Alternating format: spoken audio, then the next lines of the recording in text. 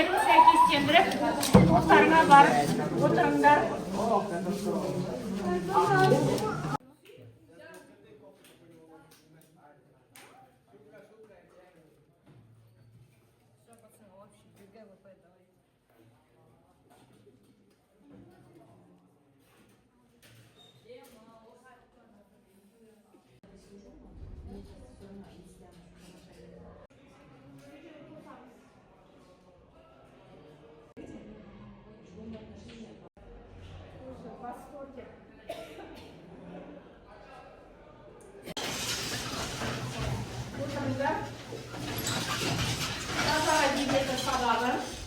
Бүгінгі сабағымыздың тақырыбы Мұқағали Мақатаев аққуларын ұстағанда қасиет пен қасіреттің белгісіне айналған поэма. Бүгінгі сабағымыздың мақсаты осы поэмадағы көркемдегіш құралдарға талдау жасаймыз және автордың стилін анықтайтын боламыз.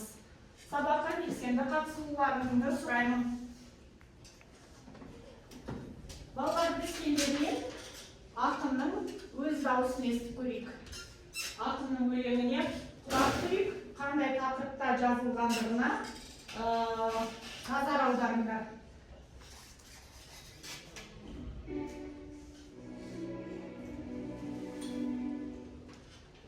Бұлқынып жатыр, келмейді құрғыр шамасы, бұлқынып жатыр таусылдалайда шарасы. Сәулемнің менің аяқтың қолын атамай, бостандық берші мамасы. Тұмшалап қойдың есіне сонша қаусырып, қандылдан бөлек қалған башаран қаусырып. Аяқтың қолын атамай, бос қой мамасы кішкентай адам көрсетіп жатыр қарсылық. Қарашы мынау қабаржып жатқан пішінге, ызамен ашу қайнайды деді ішінде. Жетпейді жолда қойдың ғой мені арқандап, мамасы босап, қызыма қосалып сүрме. Көкөнді босап аяқтың қолын атама, көтеріп жүрем жотама. Басымды тігем бармақтай менің сәлгім, бүлдіре қоймас бостандық беш отама. Мамасы босап елдері өссін таушырып, ауа мен күнгі айменен нұрға малшынып. Бұлқынып жатыр, ұмтылып жатыр, қарашы кішкентай жүрек көрсетіп жатыр қарсылық. Өлең қандай тақырыпқа арналған балалар? Қандай тақырыпта? Отбасы, өзінің баласы жайлы айтқан екен. Поэмамен байланыс бар ма? Қандай байланыс көп тұсында? Сендердің алдарында жебе бар. Бүгін біз ой-мезгіл әдісімен жұмыс жасаймыз. Жауаптарын болған кезде жебелеріңді көтеріңдер. Кән көтерейік. Ал қандай байланыс бар екен? Атас? Поэмамен? Отбасымен байланыстырыңдар. Біз өткен поэмада кімдерді айтушы еді? Жақсы. Ал мына жерде автор өлеңінде қалай байқатты? Бала үшін? Әке, ата-ана бәріне дайын. Жақсы, ары қарай жалғастырайық. Белсенді қатысыңдар. Балалар, біз өтіп сендермен талқылап жатқан поэма туралы қысқаша айтсақ, Мұқағали Мақатаев Мүсіреповтің үйінде болғандығын, Мүсіреповтің осы поэманы ерекше тебіреніспен қабылдағандығын, пікір айтқандығын, сүйсінгендігін айтады. Және ақынға кетерінде алтын қалам сыйлаған екен. Міне, сонда біз поэманың қандай деңгейде жазылғандығын көреміз. Жоғары деңгейде жазылған екен, балалар. Жақсы. Ары қарай алдыңғы бөлімге кері байланыс жасаймыз, балалар. Өткен сабақ бойынша біз екі пікірді талқылап көрейік. Бірінші пікір ол аққулардың күнә. Екінші пікір ана махаббаты өзінен биік тұрады деп аталады. Пікірлер сызығы әдісі, міне мынау бізде пікірлер сызығы, екі жаққа бір-бірімізге қарама-қарсы тұрып, екі пікірге өзіміз алдыңғы сабақтарда жаттаған мақал-мәтелдерді, поэмадан үзінділерді қолданамыз. Мен сендерді пікір айтуға ортаға шақырамын, келіңдер. Бірінші топ. Нұрасыл, екінші топ. Әлішер, үшінші топ. Ділназ, төртінші топтан кім келем дейді? Айлана келем. Бір-бірімізге қарама-қарсы тұрайық, үзінділерді айтып, өз пікірімізді дәлелдейік. Мына жақта тұрғандар екінші пікір, мына жақта тұрғандар бірінші пікір болсын. Жақсы, ал тыңдадық. Аққуда атышына айтқанда аққу еңкейді қыс болып саналады. Аққуда атса адам өмір бойы бақытсыз болып өмір сүреді. Жақсы, рахмет, Нұрасыл. Келісесіңдер ме балалар? Жақсы. Енді екінші пікірдің тыңдайық. Ана махаббаты өзінен биік тұрады.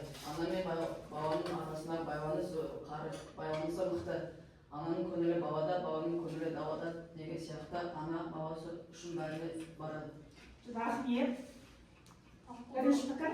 Аққудан тұтынар себебі аққу қазақта тазалықтың символы болғандықтан аққуды атқаннан кейін жамандыққа ұшырайды. Аққулар аңыз көп қой, олар жайлы көзіңмен көрмегендей бола алмайды. Тек қана тыныштықта ұйықтайды, олар шошыса екінші рет оралмайды. Рамаша пайымадан өзіңді келтірді Айлана. Діназ. Ана махаббаты өзінен биік тұрады, яғни анасы баласы үшін, баласына деген махаббаты үшін бәріне дәлел. Оған қандай дәлел бар? Пайымамен дәлелдейміз, иә? Бала жатыр төсекте күйіп жанып, баласының ана отыр киім алып. Тамаша. Отыра қойыңдар балалар. Енді осы төрт оқушының жұмысын бағалайық балалар. Естіліктір. Пікірді дәлелдеуде аргумент ретінде бағалы әкеліп келтірді. Келтірді ме оқушыларымыз? Жақсы. Пікірді дәлелдеуде аргумент ретінде поэмадан үзінді келтірді. Келтірді ма? Жақсы. Бала сендер қалдарында бағалау парағы бар. Осы бағалау парағына топ басшысы белгі қойып отырсын. Онда келесі жұмысымыздың кезеңіне көшейік. Балалар ұялы телефондарына назар аударыңдар. Сендер ұялы телефондарында сілтеме бар. Сол сілтемемен кіріп, біз теориялық білімдерімізді еске түсірейік, әркім жеке жауап береді. Топ басшысы бағасын бағалау парағына түсіреді. Топ басшыға көрсетесіңдер, орындағасын сілтемемен кіріп, орындайық.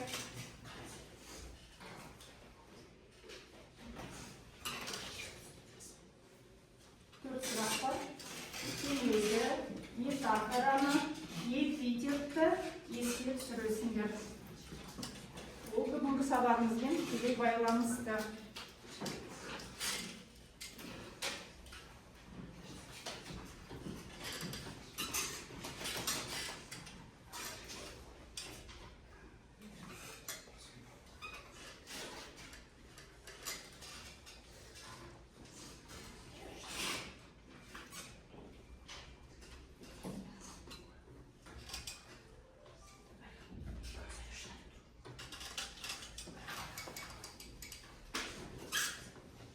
Жақсы, балалар.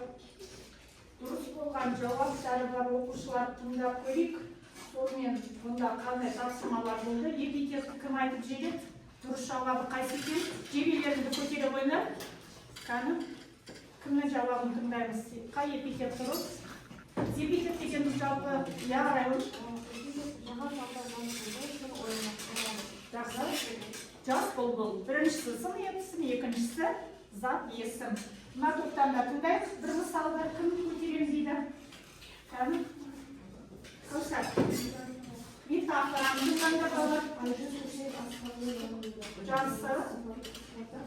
Иә, айдын көл. Көлді неге теңеді? Аққулардың төсегіне. Жақсы, тамаша. Мына топтан кімді тыңдаймыз? Дінас? Қайталауды айта ғой. Қасиет. Тамаша. Төртінші топ, сендерден кімнің дауысын естиміз?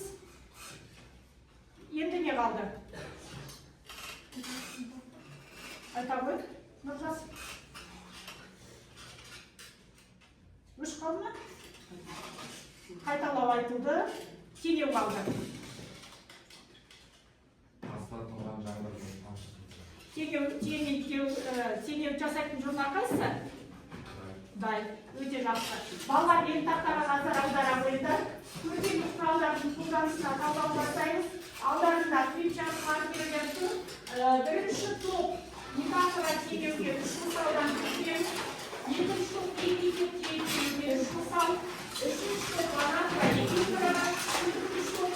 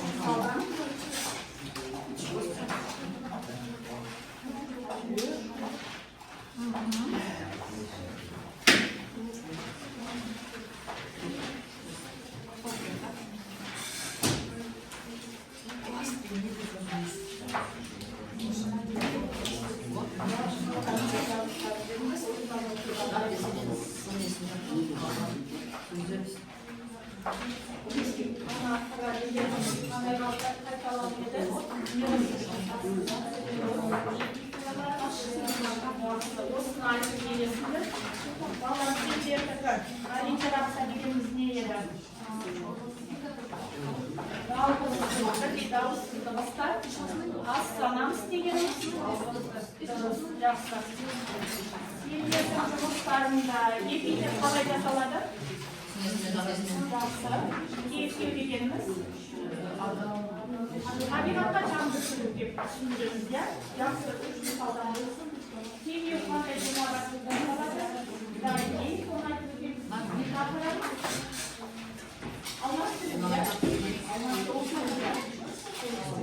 Sağlık etsin ya.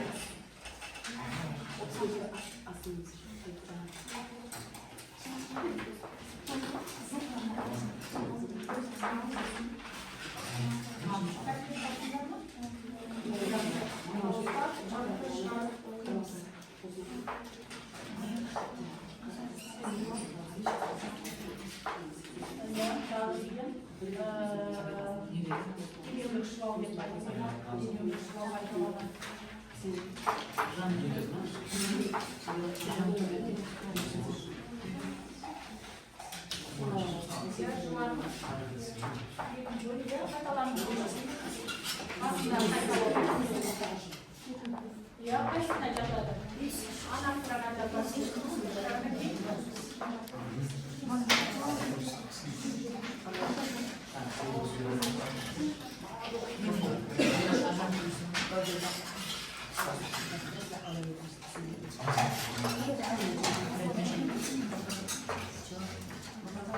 Üç tane yumurtamız var. Vallahi canlı balkımızda yumuşadık.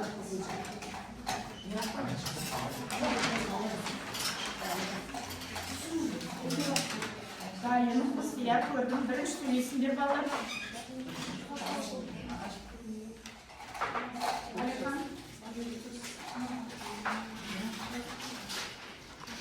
Şimdi bu vaktan kaldılar. Cevaplar geldi. Komutan cevap verirsin. Adam tutmuş başını sarayla. Türlüsünde ben.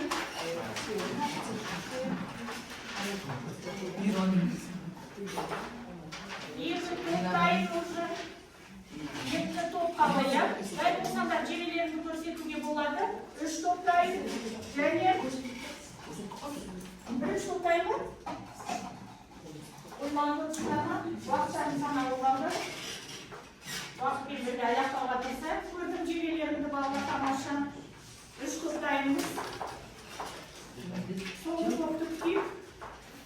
Çok çok yerine kadar değerlendirmelerimizde kullanıyoruz. Vallahi arayında sonra kişiyle kalkağımızda sapaya kalkağımızda kal. Buradaki biz o saralımızda tımdayız, kaldayız.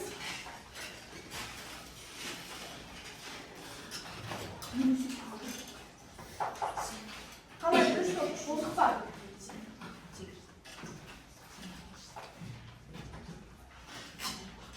Hangi kadar suyun sayfarsın?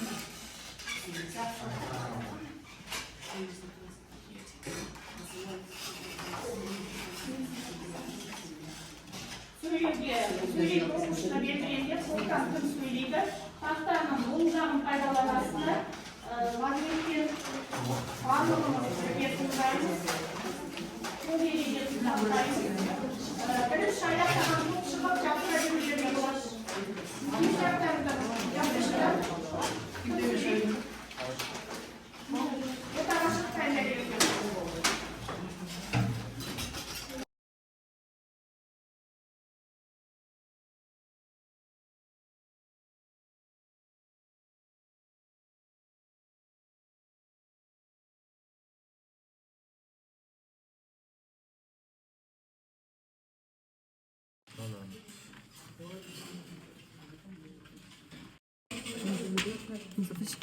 Какой пишешь?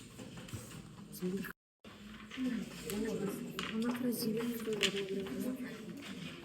Vakta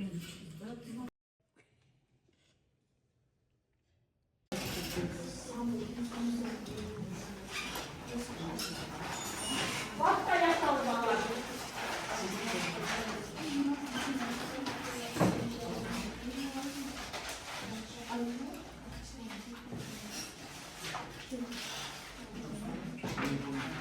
Bugün Vakta nazar audaralım. Umurumuzda tanıda sürüyüşe kalamalı. Müziyeti bulduk. Kaldırayım diye vallahi. Al. Bugün Vakta'ya nazar audaralım. Vakta'ya nasıl?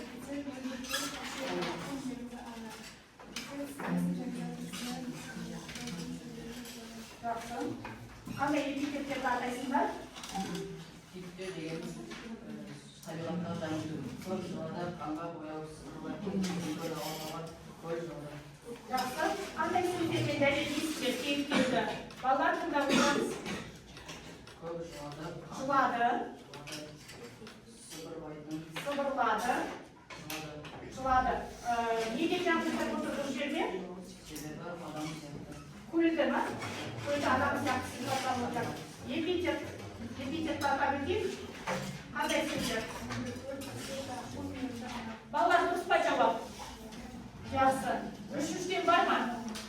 Uch misolda bor ekan. Rahmat. O'rnlarga boringlar. 7-3 o'qiyaptilar. Doim uchun.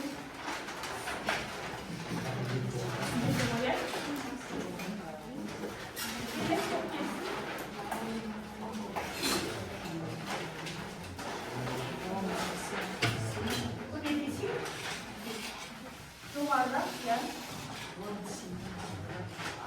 Ana bir kaldı sağ olun. Al başladık. O toplu basılması.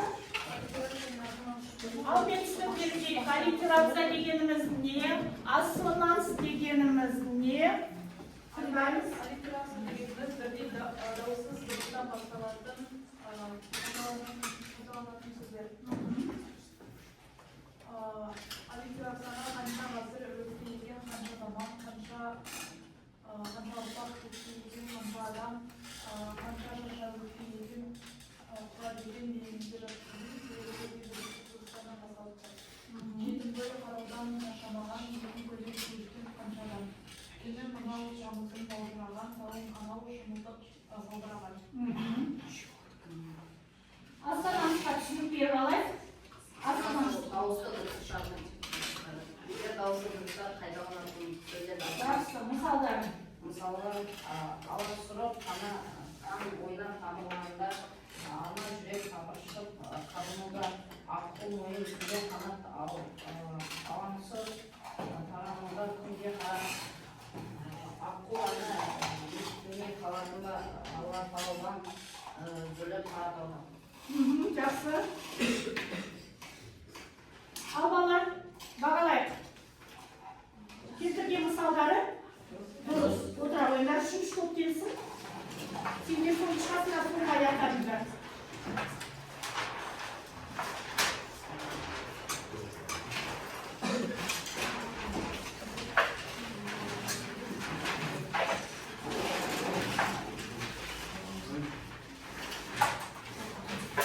Bolalar, definitivga nazar audarib, bu to'p bizga nishona bilan cifrani aytib kerak.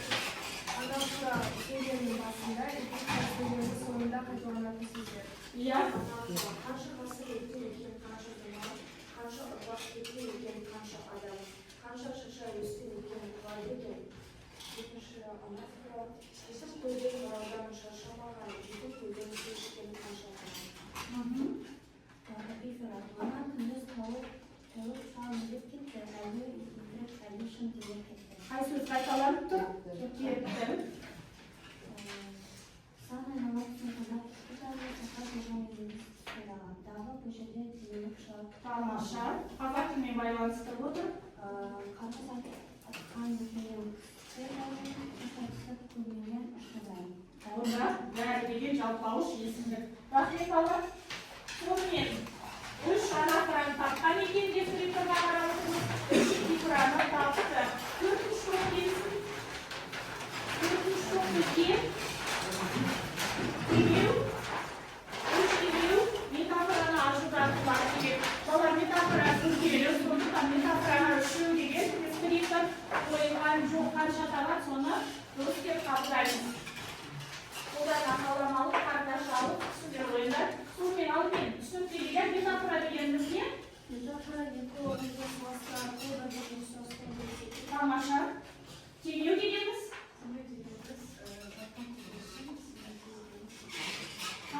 tahmin жасалады?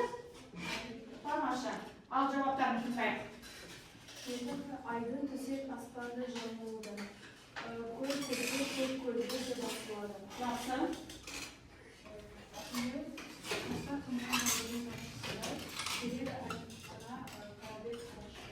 Иә. Неше келген тақтыңдар балар? Екеу, иә? Үшеу болу керек еді. Қанекей. Мына жерде бар ғой, қарақшыдай, қамшысындай, мынаны өздерің қате бердіңдер. Жақсы. Айдың төсек аспанды жамылуда метафоралары дұрыс. Көл көкке, көк көлге кеп асылады. Мынау метафораға жатпайтын балалар. Сондықтан да жауаптарыңызды қабылдаймыз. Рахмет. Енді балалар, екінші саралау тапсырмамыз нәтиже арқылы саралау болған. Сатылай талдау керек, жүйелік болу керек, кешенді талдау жасау керек екен. Арайлымды шақырайық, Арайлымның сатылай кешенді талдау негізді таныстырып өтсін. Ал, басар. Автор Николай Махатаев, шығарманың аты ақылар ұйықтағанда, яғни поэма, тақырыбы ақыл келесі. Үйренеді ананың баласына деген махаббаты. Бөлім саны 4, шумақ саны 67, роман саны 289. Роман саны 3, қарау керек, ақыл есепті тұрған деген. Жақсы балалар, дұрыс жауап нұсқасы мен Арайлым жауабын салыстыра қойыңдар. Қай жерінде айырмашылық бар? Тармақта айырмашылық бар екен, себебі кітапта үзінді берілген, иә? Ал мен толық нұсқасын алып отырмын. Жақсы. Және қандай айырмашылық көрсетесіздер? Бөлім саны 3, дұрыс жауабы осымен кішкене ерекшелік бар екен. Ал жалпы барлығы жақсы талданған, иә? Отыра қойыңдар, тамаша.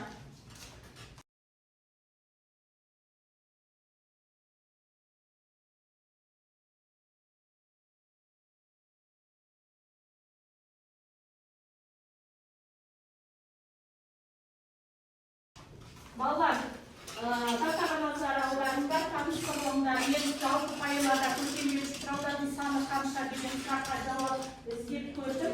Метафора 8 екен, теңеу 5 екен, анафора 6 екен, эпифора 9 екен, эпитет 23, кейіптеу 3, аллитерация 23, ассонанс 11 екен.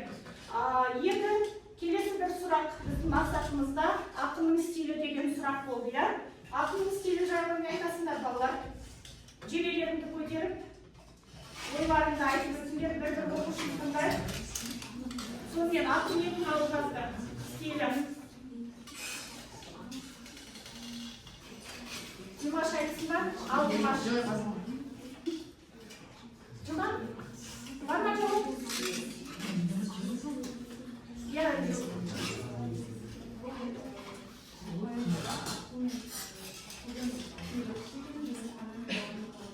тамаша. Тағы кімге жауап бар? Олай болса тақтаға назар аударамыз. Ақын стилі, тілі қарапайым. Поэма түсінікті болма оқығанда сендерге. Жақсы. Бейнелілігі, табиғаттың символдық мәні, психологиялық тереңдік. Қандай тереңдікті байқадыңдар? Психологиялық.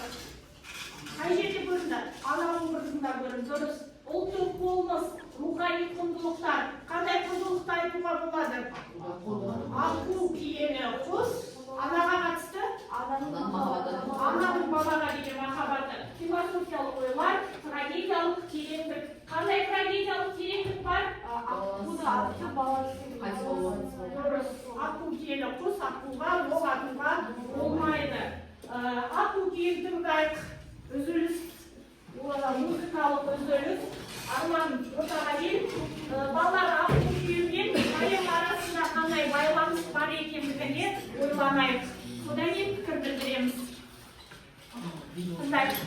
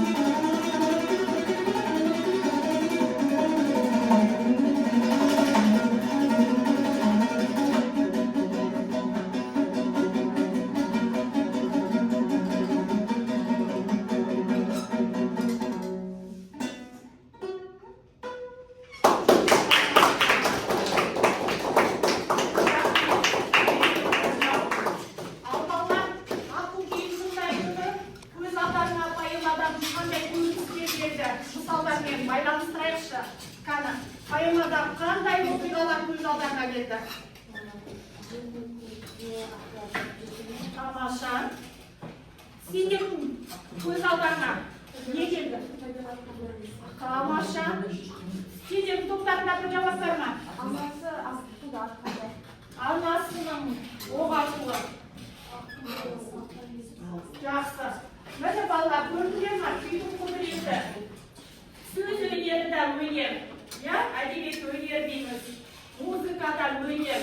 Өнер бір-бірімен қабысады. Нұрғиса Тілендиев осы күй арқылы аққудың бізге барлық әдемілігін көрсетіп отыр. Балалар, бүгінгі жаңа тақырып осы әдебиет теориясына арналады. Бүгін біз сендермен гротеск, психологиялық параллелизм, эллипсис туралы мәлімет аламыз.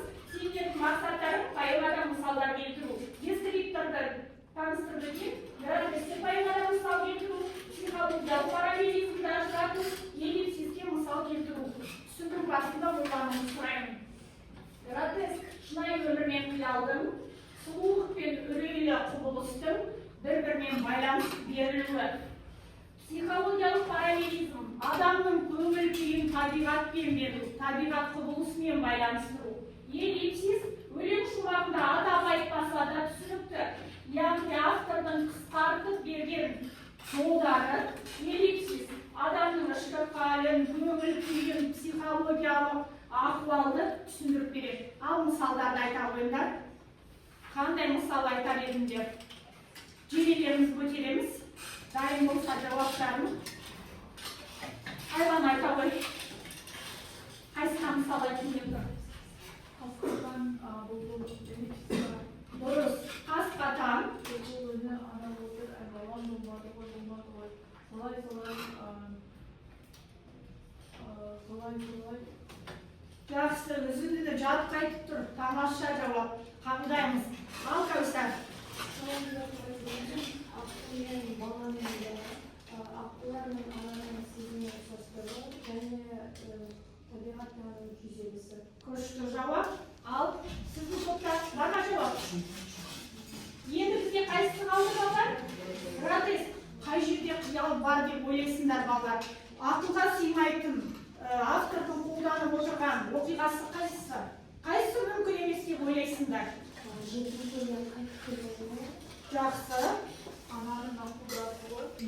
Кез келген ана қолынан мылтықты алып, Айдын көлге барып, аққуды атуы қиялға сыймайды дейсіңдер, иә? Жарайды балалар. Келістік. Жақсы жауап. Ендеше назар аударайық. Сонымен бірінші, гротеск табиғат пен адамның арасындағы үйлесім бұзылды. Солай ма балалар? Жақсы. Екінші, ананың аққуды атуының жауаптары дұрыс. Үшінші, қасиет пен трагедияның тоғысуы. Қасиеттен отырғанымыз не? Аққу. Психологиялық параллелизм табиғат пен ананың күйзелісі. Дұрыс жауап. Аққулар мен ананың сезімінің ұштасуы. Аққу мен баланың өлімі. Эллипсис. Қасқатан бұлбұлыны ана отыр. Әй балам, болмады ғой. Немесе солай аманат бір құдайға. Қасиет, осындай ең. Қасиет. Жақсы, жауаптарың дұрыс екен. Поэзия минуты, балалар, біз сендермен алдың сабақта жаттаған едік. Кім үзілдіні жатқа оқығысы келеді? Тыңдас, сен тыңдап көрейік. Ала жатыр төсекте албыраған, әке жатыр кезінде қалжыраған, түн күзетіп ана отыр қоршанары, шығасыздар шаршаған жаудыраған. Түні мынау тамыздың маңызаған, тауынан ау шымылдық салбыраған. Биік барып жаралған жербетіне, сол баянға жетім қойды бетіне. Айдынында аққулар ұйықтап жатыр, сайдан соққан самалмен тербетілген. Жер бетінде тыныштық, көл бетінде қауышыпты қабырман көл бетінде. Бала жатыр төсекте күйіп жанып, баласының ана отыр киім бағып. Қайдағы бір қатыгез сұрқайлар, миын қарып барады, миын қарып. Жақсы, отыра ғой. Осы Ділназның айтқан үзіндісінде қандай ақынның көркемдік ерекшелігін атауға болады? Жетім бөрі көрінісі, балалар. ананың балаға деген уайымы. Уайым дұрыс. Тағы да. Одан назар аударайық. Поэманың қандай әуенділігі, қандай лирикалығы бар екен. Өздерің бірмен танысып өтіңдер, сосын осы бойынша ойларыңды ортаға салып түсіндіріп өтесіңдер, иә? Теориялық мағлұмат тақтадан танысып шығыңдар.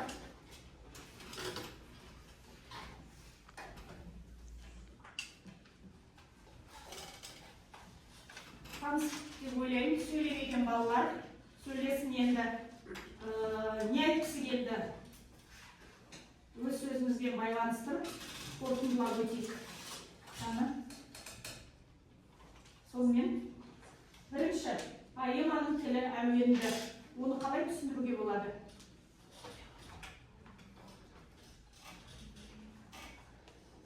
Юқас, иә балалар? Кәні поэмада мысал етіп осы жерінде осы әуенділігін байқататын тұсы қай жерінде? Оқиық. Кім мысал етіп Қол өтілеміз. Келген жерінен әуен төгіліп тұр ғой балалар. Ал айлана оқиын. Балалар жатыр төсекте аузыраған, әке жатыр егенде қалжыраған, күн көздесіп ана отыр қоршынары жарасудан қошаған жалдыраған, үні мынау қамытын маужыраған, сауы мынау ұзындық салдыраған. Жақсы. Енді ақынның поэзиясы оқырманның жүрегіне жетеді. Оның ішкі дүниесіне әсер етеді. Сендер қандай әсер алдыңдар осы поэманы оқып біткеннен кейін? Сендерге жүректеріне қандай әсер берді? Өмірмен, бүгінгі өздерінің отбасыларымен, ата-аналарымен байланыстырып көріңдерші, қандай ой түйдіңдер? Жақсы.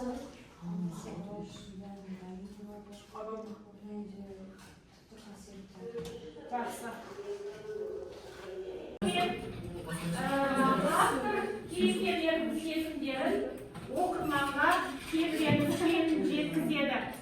Автор қандай идея айтқысы келеді? Тербеліспен жеткізген идеясы не? Автордың айтқысы келген ойы? Жақсы. Ақуды аттау. Даусымызды қаттырақ шығарайық. Олай болса балалар, қорытындылаймыз. Мұқағали Мақатаевтың аққулар ұйықтағанда поэмасы адамның рухани дүниесінің, табиғаттың сұлулығының, өмір деген үлкен дүниенің терең екендігін бізге дәлелдеп айтқан екен. Келгенсия балалар, қасиет, қасірет, қасірет, қасиет. Үш факт, екі көзқарас, бір тұжырым жасайық. Сонымен арайлы факт, ақыл киелі қыз. Бірінші факт, екінші факт. Ақылдағы факт, үшінші.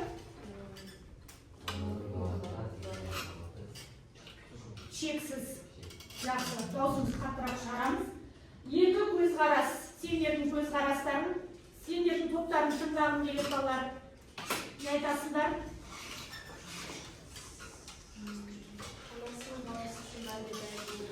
Жақсы. Екінші көзқарас. Аққудан пайдасы азайып кетті. Иә. Көрдік. Екі тұжырым жасайық. Тұжырым деген қорытынды. Қандай қорытынды? Үнчу.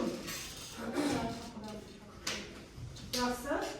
Міне осымен аяқтайық. Ақылға қатысты тұжырым жасады ғой. Анаға қатысты бір тұжырым айтайықшы. Ана жайлы тұжырым.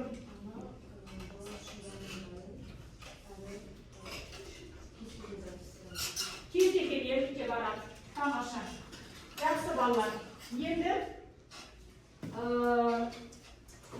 біз сендермен асық әдісімен қорытынды жасасақ. Аяқталды балалар. Өте жақсы жұмыс жасадыңдар.